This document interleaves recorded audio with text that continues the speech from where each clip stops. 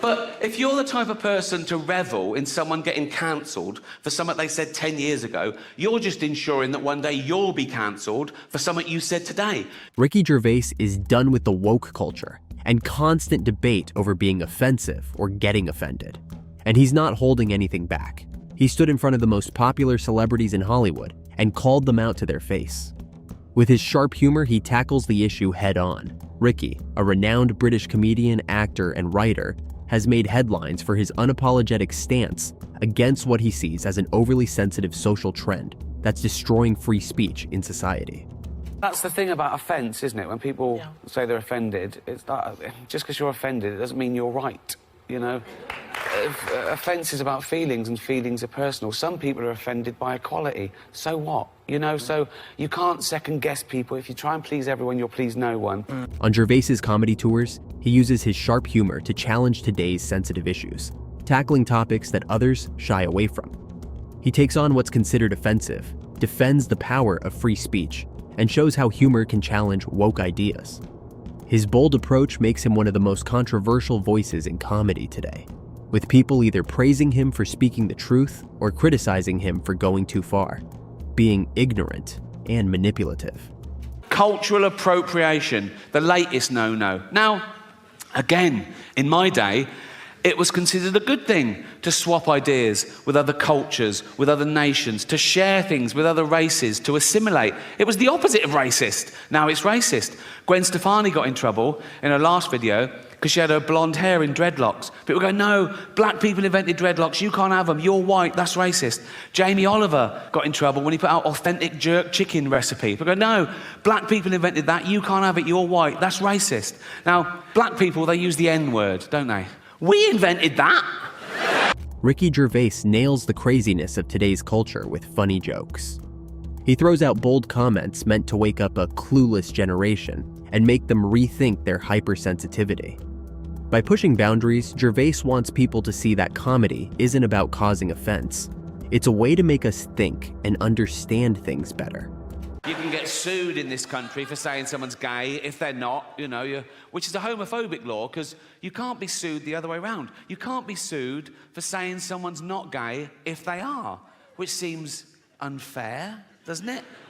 Ricky emphasizes the frightening unpredictability of woke culture. Something you say today might lead to being canceled years later, even if it was acceptable at that time. In this fast-moving woke culture, even the most harmless phrases will eventually be censored, and then no one is truly safe from backlash. This cancel thing, being cancelled if you say the wrong thing, and suddenly, you know, Netflix can take you off their platform, or, you know, so that's the scary thing. But how do you vet that then? How do you really go through your stuff, and who's going to be the arbiter of... Well, you can't, because you don't know. You could be the most woke, politically correct stand-up in the world at the moment, but you don't know what it's going to be like in 10 years' time. You can get cancelled for things you said 10 years ago, because you don't know what it's going to be like in 10 years' time. I think Gervais supports free speech and believes people should be able to criticize or choose not to watch something. But he draws the line at bullying others for choosing to watch or enjoy something they want, simply because they don't agree with it. I think that the misunderstanding about cancel culture is, you know, some people think that you should be able to say anything you want without consequences, and that's not true, because we're members of society and people are allowed to criticise you. They're allowed to not buy your things, they're allowed to burn your DVDs, and they're allowed to turn the telly off. What they're not allowed to do is to bully other people into not going to see you.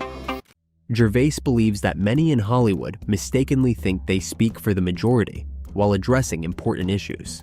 But he argues that they live in a bubble, pushing woke ideas that don't reflect what the majority of people think. Gervais sees this as a major problem, as it leads to cancel culture, with woke Hollywood trying to dictate what's acceptable or offensive for everyone. In his eyes, this is arrogant and a threat to free speech. How arrogant are you to think that you deserve to go through life with no one ever saying anything that you don't agree with or like? I want people to stop saying that joke's offensive. I want them to start saying I found it offensive, because you've got to own the emotion, because that's all it is. You're just telling me how you feel about it. There's nothing intrinsically offensive about this joke. Ricky says comedians like him are voicing significant truths. He argues that it takes courage to speak unpopular truths, especially in an environment where many feel pressured to conform to mainstream opinions. But Gervais is fearless when it comes to comedy, and fans love him for it. Gervais refuses to apologize for his statements and instead chooses to ignore critics and the cancel culture. Gervais even said, "Who's gonna cancel me? Twitter, YouTube? If I have to, I'll go to Hyde Park and stand up on a bench and shout." It's obvious that Ricky isn't afraid to stand up for what he believes in, and it's crystal clear in his performances. Oh, women. Not all women. I mean the old-fashioned ones. You know, the old-fashioned women. Oh, God. You know, the ones with wombs. Oh. Many see Ricky Gervais as a genius, how he fearlessly takes on social issues with his sharp humor.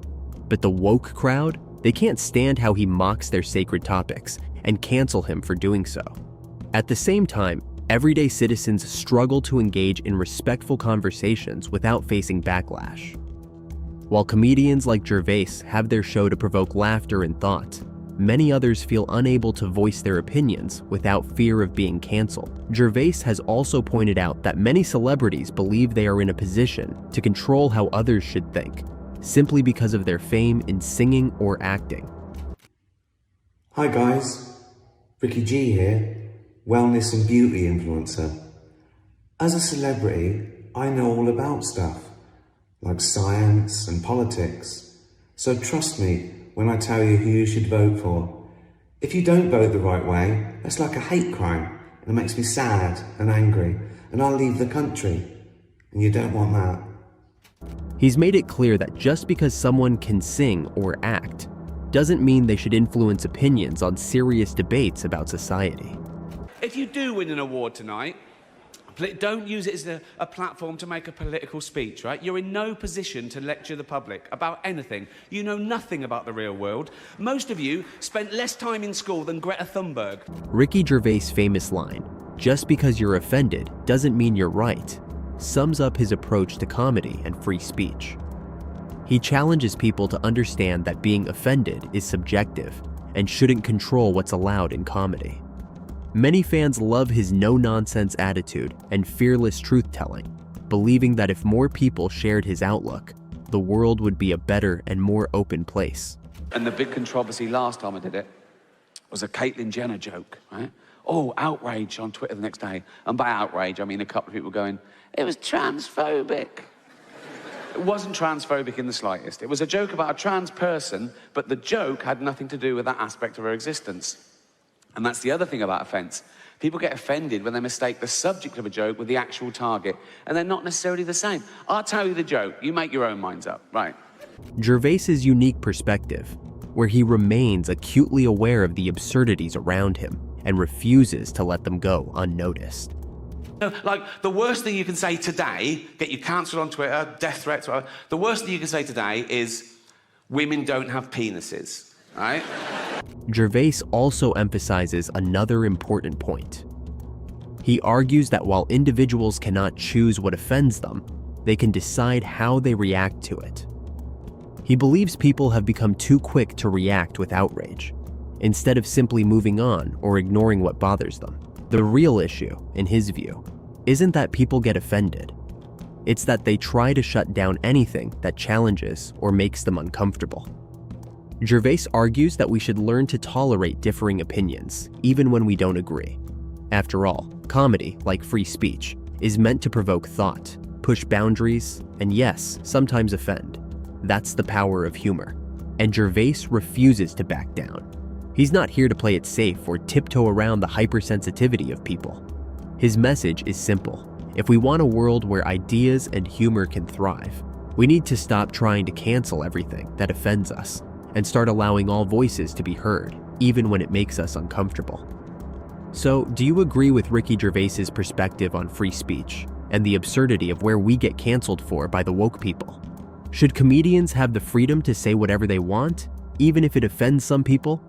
Let us know in the comments below, and don't forget to like and subscribe for more open discussions.